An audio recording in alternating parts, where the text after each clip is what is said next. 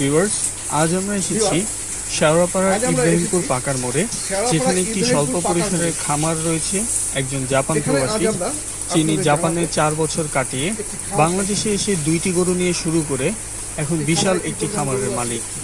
দর্শক, আজ আমরা আপনাদের জানানোর চেষ্টা করব এই খামারে কয়টি গরু আছে, কি কি জাতের গরু আছে এবং এই খামারের যাবতীয় বিভিন্ন তথ্য দেওয়ার চেষ্টা করব আপনাদের। আশা করি আপনারা পুরো ভিডিওটি দেখবেন এবং সেই সাথে আমাদের চ্যানেলটি সাবস্ক্রাইব করবেন।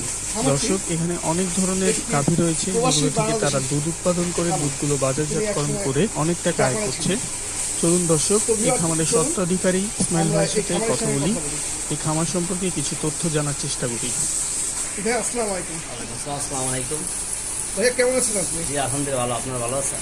জি ভাইয়া, এই খামারটা শুরুর গল্পটা যদি একটু আমাদেরকে বলতেন, আপনি কিভাবে শুরু করলেন? আমরা তো শুনেছি যে আপনি দেশের বাইরে ছিলেন। হ্যাঁ, আমি জাপানে ছিলাম 8 বছর প্রায়। জাপান থেকে আসার পরে আমি শেয়ার মার্কেটে প্রায় 1 কোটি টাকার উপর ইনভেস্ট করি।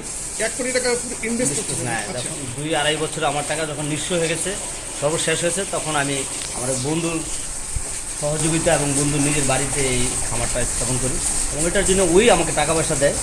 আজ 5 বছর হয়েছে আমি 3টা গরু দিয়ে শুরু করে আজকে আমার এখানে প্রায় 20টা গরু। আমি 5 বছর আগে আপনি শুরু করছিলেন? হ্যাঁ, প্রায় 5 বছর। প্রায় 5 বছর। তাহলে এটা 2019, তাহলে আপনি 14 সালে শুরু করেছিলেন। তার আগে আপনি শেয়ার বাজারের টাকাগুলো নষ্ট করে ফেলেছিলেন? হ্যাঁ, আমি 2010-এর মাঝামাঝি থেকে 14 সালের প্রথম দিক পর্যন্ত আমার 1 কোটি টাকার উপর লাগছে। এখন আপনার খামারের গরুর সংখ্যা কতগুলো? আমার প্রায় 20টা গরু আছে খামারে, প্রায় 100 লিটার দুধ হয় আমার প্রতিদিন এবং ইনক্লুডিং সমস্ত খরচ দিয়ে আমার কর্মচারী বেতনটা দিতে আমার প্রতি মাসে মোটামুটি 1 লাখ টাকার মতো আয় আসে। 1 লাখ টাকার মতো আসে। আচ্ছা, আরও এই যে এই গরুগুলো আপনি কোথা থেকে মানে কালেক্ট করেছেন? গরুগুলা কিছু আমার নিজস্ব খামারের, এটা আমার নিজস্ব খামারের, আর ম্যাক্সিমাম গরু আমি ময়মনসিংহ থেকে কালেক্ট করি। ময়মনসিংহ থেকে করেছেন ম্যাক্সিমাম? আচ্ছা ভাইয়া, এই যে এই গরুটার যে কথা বলেন, এটা কি আপনার যে এই প্রজন্মের, মানে আপনার এই খামারের বাচ্চা? এই আপনার খামারের বাচ্চা? হ্যাঁ। কি পরিমাণ দেয়? এটা প্রায় 15 লিটার কাছাকাছি দুধ দেয়। 15 লিটার কাছাকাছি? হ্যাঁ। মানে আপনার এখানে যতগুলো গরু আছে সব কি প্রায় 10-15 লিটার উপরে দুধ? সবগুলো 12 থেকে 18 লিটারের মধ্যে দুধ দেয়। 12 থেকে 18 লিটারের দুধ দেয়। আচ্ছা, বিভাগ দেখতে পাচ্ছেন এই গরুটি 15 লিটার দুধ দেয় এবং এই গরুটি এই ইনার এই খামারের নিজস্ব গরু। এই গরুটি এই যে কয়টা বিয়ান দিচ্ছে এই পর্যন্ত? ফার্স্ট বিয়ান, এটা প্রথম বাচ্চা। মানে এটা আপনার খামার থেকে এটা হয়েছে? এই বাচ্চা আমার, এটার মা আনছি কিনে, এই বাচ্চাটা খামার হয়েছে, পরে এটা আবার এখানে দিয়েছে। এটা একটা বাচ্চা, এটার মাও কিনে আনছি, এটাও প্রথম বিয়ান, যেটা সাদা বাচ্চাটা, এটাও প্রথম বিয়ান? হ্যাঁ, এটারও প্রথম বিয়ান। আচ্ছা, এটার দুধ দেয় কি পরিমাণ? এটা এরকম প্রায় 14-15 লিটার। 14-15 লিটার দুধ দেয়? হ্যাঁ, এটা আরো বাড়বে, এটার মা প্রায় 28 লিটার দুধ। এটার মা প্রায় 28 লিটার দুধ দিতে। এটাও প্রথম বিয়ান দিচ্ছে, আর এটার বাচ্চা হচ্ছে ওইটা।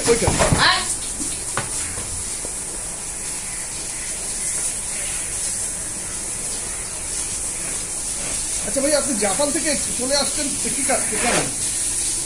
জাপানে আমি 8 বছর ছিলাম, বিয়ে শাদী করতে বয়স হয়ে গেছে, আর আমার ভিসা ছিল না, লাস্ট পর্যন্ত আমি সান্ডা করে চলে আসছি। চলে আসছেন?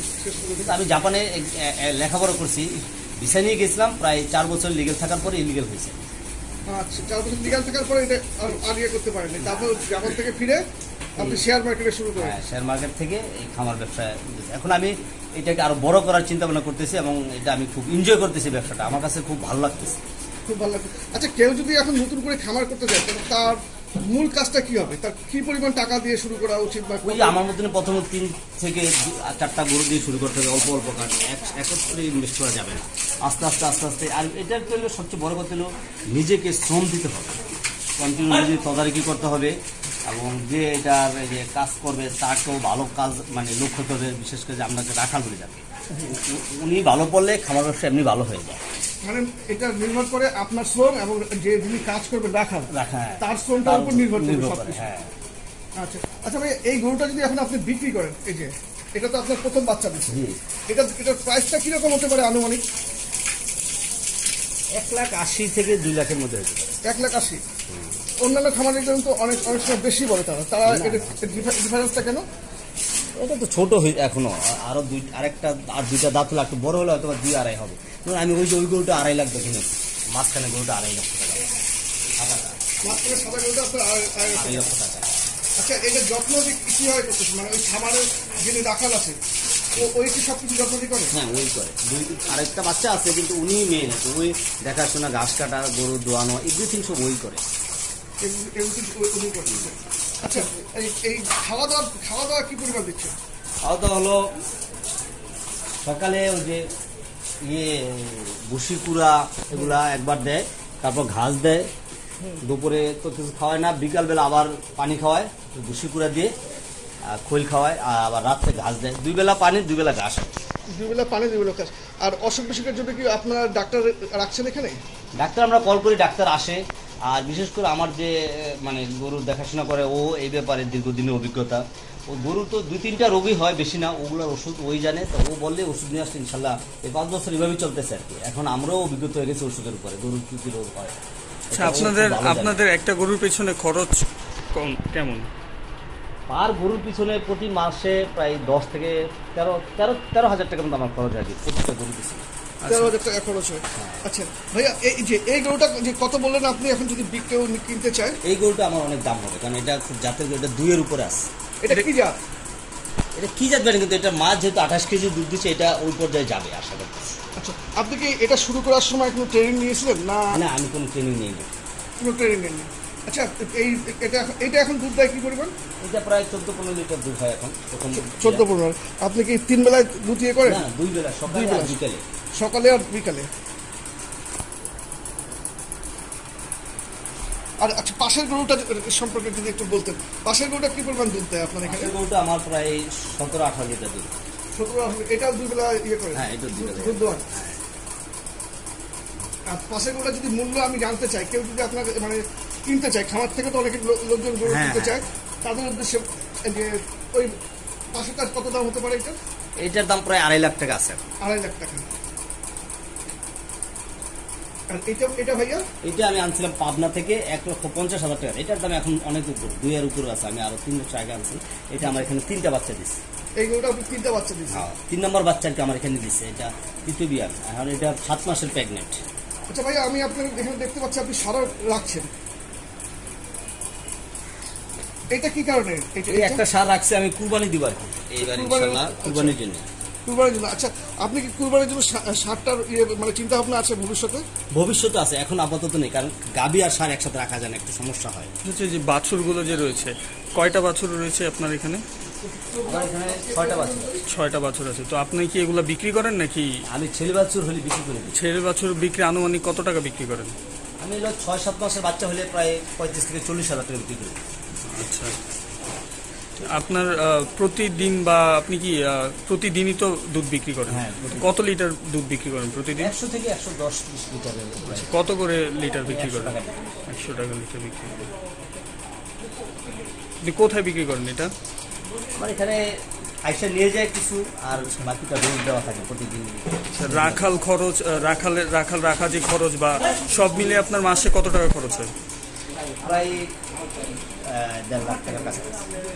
আর প্রফিটটা আসে কত? সব খরচ দিয়ে প্রায় 1 লাখ টাকা। 1 লাখের বেশি আসে, 2-4 কমও আসে, মাত্র 1 লাখ অ্যাভারেজ আসে। তাই ভবিষ্যতে আলাদা আলাদাভাবে আমার জায়গা আছে 1 নম্বরে, ওদিকে আমি চিন্তা করছি 2টা আলাদা আলাদা আমার খামার করবো। ভিউয়ার্স দেখতে পাচ্ছেন, তিনি জাপান থেকে ফিরে এসে এই গরুর খামার দিয়েছেন। গরুর খামার দিয়ে এখন তিনি প্রতি মাসে প্রায় 1 লক্ষ থেকে প্রায় 1.5 লক্ষ টাকা উপার্জন করে দুধ বিক্রি করে। তার এখানে দুধ হয় প্রতিদিন প্রায় 100 থেকে 120 লিটার।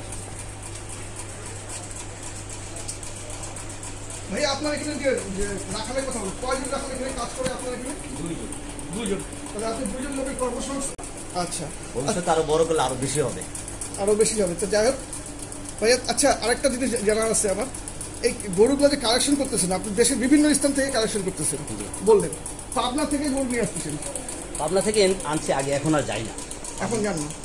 তাহলে আপনার এখানে 3টা দিয়ে শুরু করে এখন মোট গরুর সংখ্যা আপনার প্রায় 20টা। প্রায় 20টা। তার মধ্যে নিজস্ব উৎপাদন সব?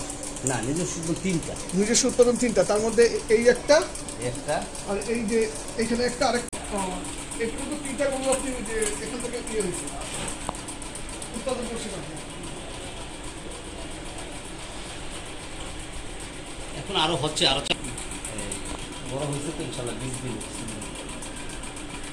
এই যে যারা খামার করতে চায় তাদের উদ্দেশ্যে আপনি কিছু যদি বলেন, তারা তো জানতে চাচ্ছে যে কিভাবে খামার করবো, খামার করার পরে আমি যারা বলবো যারা খামার করতে চায় অবশ্যই ওয়েলকাম, কারণ এই ব্যবসাটা খুব প্রফিটেবল এবং খুব ভালো, লাভজনক একটা ব্যবসা। আমি যতটুকু বুঝতেছি একটু আইসা, আমি তো প্রথম ট্রেনিং নিইনি, কিন্তু এখন ট্রেনিংয়েরও সরকার নাকি ব্যবস্থা করতেছে। কিছুদিন ট্রেনিং নিয়ে পরামর্শ নিয়ে এই ব্যবসাটা শুরু করলে আমি মনে করি ভালো, এবং পরিশ্রম দিলে সাকসেস হবে। পরিশ্রম সবার সবথেকে বড় কথা হচ্ছে পরিশ্রমী সবকিছু। টেক কেয়ারটাই মেন, আর যার যার জিনিস টেক কেয়ার করতে হবে। সব জিনিস যদি আপনি কর্মচারীর উপর ছেড়ে দেন তাহলে যে কোনো ব্যবসা টিকবে না, কিন্তু আপনাকে তদারকি করতে হবে, তাহলে ইনশাল্লাহ এই ব্যবসা গেইনার হবেই, আমার বিশ্বাস আছে।